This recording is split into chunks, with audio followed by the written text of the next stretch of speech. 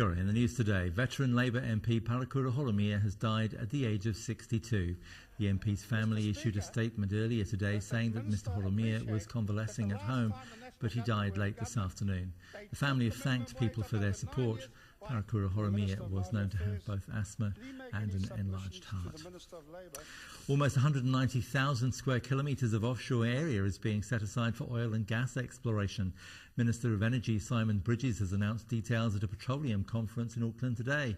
As of late May, offshore areas in the Reinga Northland Basin, the Taranaki Basin and the Great South Canterbury Basin will be put up for tender to interested companies. Petroleum Exploration and Production Association Chief Executive David Robinson says it's hard to gauge how successful any exploration will be, as oil and gas are notoriously hard to find. But he says the areas on offer are exciting. They do have the right geological conditions to produce oil and gas.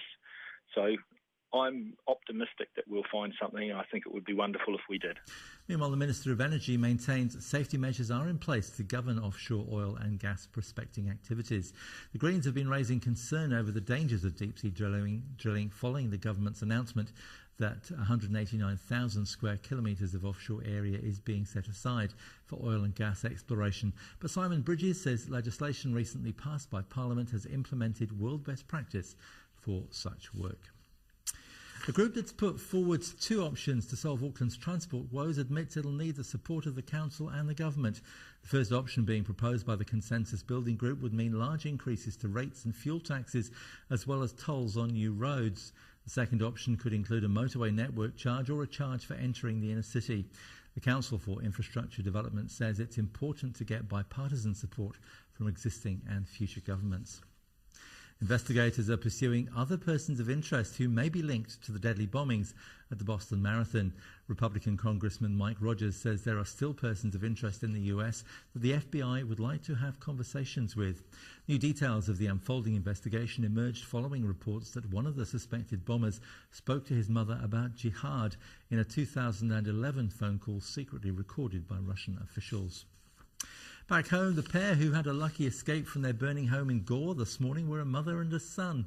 One of them managed to get themselves out of the burning house on Toronto Street East just after 5 a.m. The other had to be pulled out by firefighters. Senior Sergeant Richard McPhail says it was a 100-year-old mother and her 58-year-old disabled son. Police are a step closer to catching George Taiaroa's killer and say information from the public is key to their investigation. Items have been found in remote bush in South Waikato that detectives investigating the case suspect were dumped on the day that the road worker was shot. A giant squid carcass has been discovered on Marlborough Beach. The 1.5 metre squid is believed to have washed ashore over the weekend near Cape Campbell Lighthouse. Department of Conservation spokeswoman Claire Dustin says the squid has giant eyes with tentacles around 0.5 metre long. And talking of monsters, the British police box could make a comeback. The blue phone boxes were common in the UK until the 1960s, when officers were issued with radios, and now exclusively associated with the TV series Doctor Who. However, a think tank is calling for their reintroduction, now featuring the latest communications technology, but not, sadly, time travel. That's all from me. Do join us again soon. From all of us on the news team, ka kite anō.